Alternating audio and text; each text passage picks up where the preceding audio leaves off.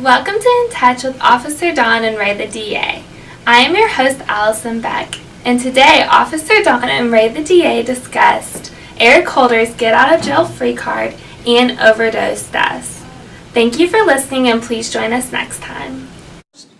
There's a little, I don't want to call it a trick, but the way things work sometimes in the national media is you take a story like, I think it was this week, Eric Holder, who's the United States Attorney General, announced that he was going to basically start releasing people from federal prison. Now, I did see that story in the national press, but that you just get sort of a little blurb on it. They don't really go in depth on that. Basically, the talking points that Mr. Holder threw out there was that our prisons are too full of nonviolent offenders, and we're going to start releasing them to make room for the violent offenders. And that's what gets reported. But they really, if they did any research at all, they would see that that's really not what's going on here, correct? With his rush to release at the federal level. Now, a lot of these people that go to prison for drug charges, but there are a lot of other charges attached to that or associated with that, and they really don't profile those charges so much, right? First of all, Eric Holder is a bum. Yeah.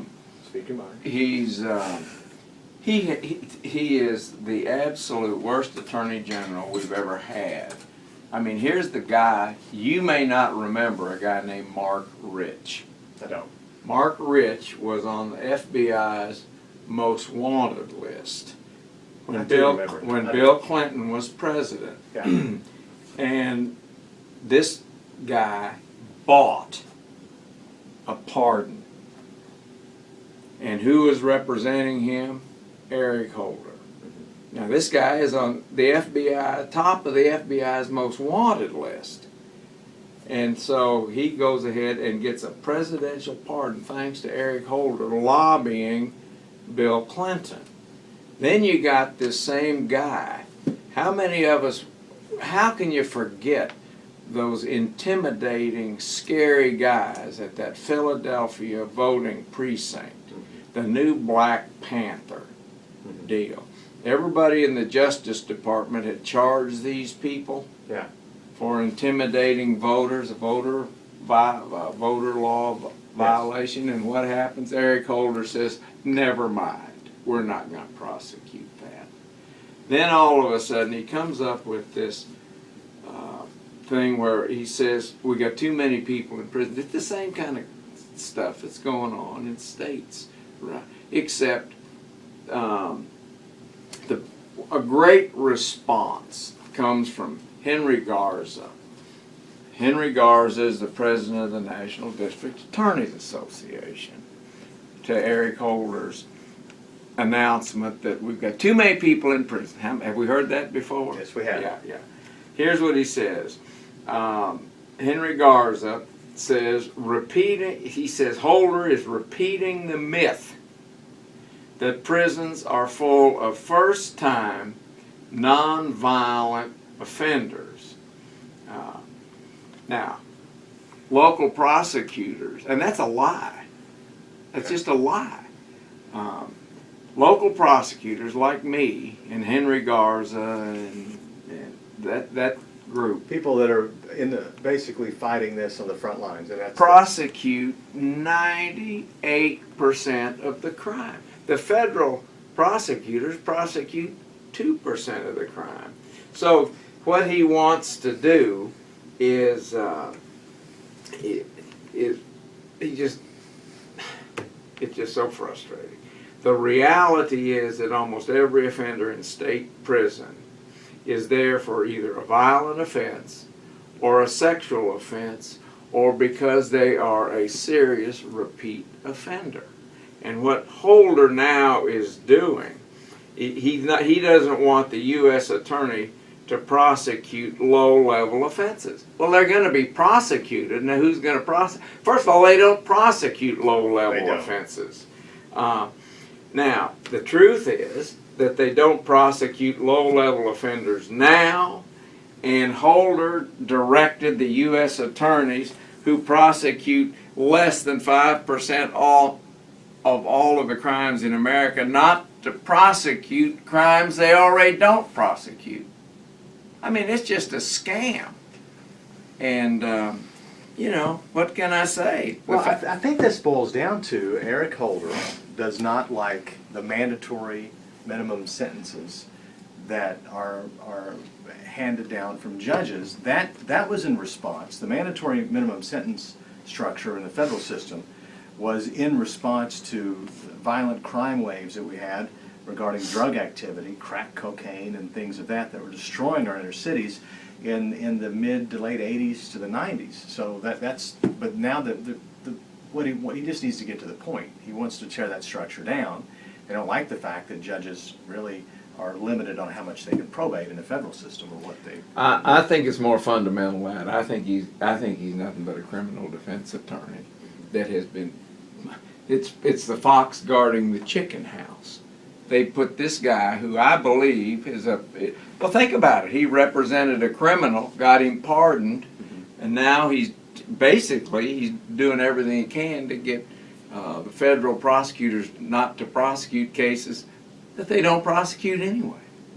Who prosecutes them? I prosecute them, the local prosecutor. Oh well, it's a significant. Well, but I'm going to frustration. tell you what this will do. And as an investigator, here's the deal: if you have a serious crime like murder that you're investigating at a local level, but you know the person that's involved in this murder is also involved in drug activity, it's not unusual to try to take that to a federal prosecutor and say, look, this guy's killed 2 people. I can't prove that right now, but I can prove that he's involved in this small drug syndicate. I need to get him behind bars before he hurts somebody. In the past, they've been pretty good about responding to that and helping use the federal tools to get this resolved. What the message he's sending here is he's telling federal prosecutors, don't help the local folks when they come to you with these so-called small cases, minor cases. I mean, I've had murder cases before where I couldn't make the murder charge, but was able to get the person lodged on a drug user in possession of a gun, or a drug addict in possession of a gun. There's a federal statute for that. It's not something they prosecute every day, but when you need it, it's there. This could very well take away those tools. That's a benefit to us solving local serious crimes, will it not? Sure. And of course, at the same time, you got this same Holder character wanting to talk about he wants guns controlled, remember? And so what are you going to do? You're not going to prosecute criminals. You don't want them to go to the penitentiary. And you're pushing them out the back door as fast as you can. And now you're saying, here, you don't have the ability to protect yourself. Not in my time. Well, it's some serious business here, especially that, as you call it, term it the rush to release. Now looks like it's coming up in the federal level. And I predict what you'll see next is some type of parole system for the feds. They don't have that right now. Well, here's the problem. And I wrote this on our Facebook page for our office. Hang on, police officers. We only got 3 more years of this bum as Attorney General. Now, hey, and guess what? They've appointed yet another criminal defense attorney to run the Homeland Security. Think about that. The second largest law enforcement agency in the country, and now we got another stinking defense lawyer running this show. He spent his entire career defending pedophiles and murderers and trying to get people out of prison. Now, look what we got. Look what we got. The foxes are guarding our chicken house. So, you want me to tell you what I think? I think we got the picture. I'm with you. I'm with you on that one. Well, let's transition over to, you've got circuit court sentencings there. Yeah. And we're going to go back to the local level here. Yeah. Circuit courts where we prosecute the most serious crimes. Well, at the local level. it's all pretty basic, thanks to our criminal-friendly laws, sentencing laws. Probation is encouraged for what they call nonviolent property offenders. Nonviolent property offenders like burglary, like major theft, all those kinds, auto theft, arson, those kinds of things. Guess what?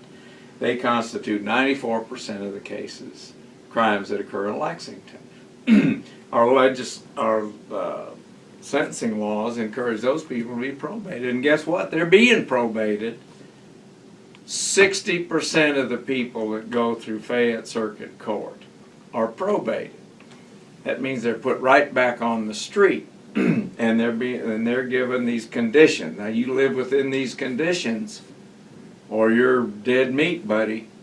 They tell these guys, well, when they violate, as a lot of them do, they bring them back, and they have what they call a probation revocation hearing.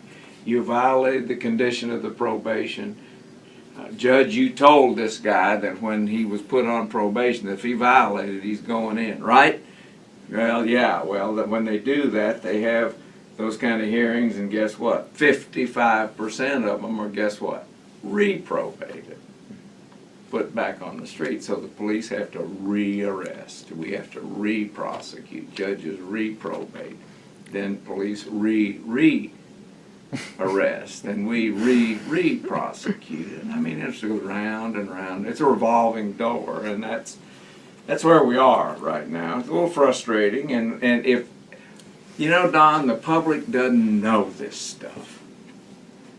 The guy I'm over there buying my typical 2 pounds of sliced turkey at the Kroger Deli, sliced number 3.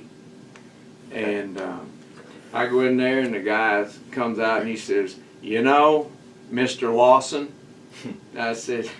he said, I listen to you and that Officer Dan every Sunday morning. That's right. Yeah, that's right. And he says, I really agree with you. What can I do? And I said, do you know who your representative is?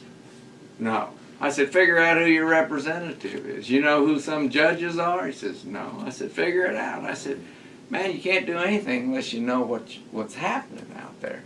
And that's what we try to do on In Touch with Officer Dan and Ron Lawson here. Yeah. So, that's that. That's that. All right, what else you got there?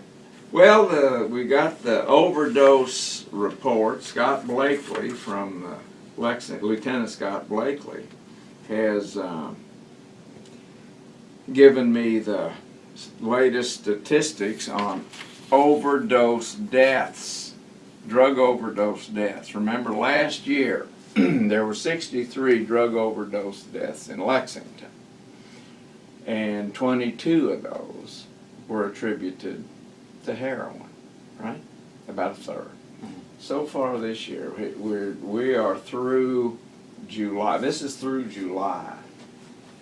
We have 53 confirmed overdose deaths. 32 of those are heroin related. So the numbers are going up. And you know, the fire department, the emergency response group, the paramedics, they're saving all kind of lives. They do something called Narcan, something like that. But they use that and revive people who are programmed to die. Yeah, heroin is the last phase of drug addiction. That's like the worst drug you can possibly put in your body. And you know, we think what has led to this is the crackdown on the pills and the pill mills, and pills are less available to people now than they were, which is a good thing.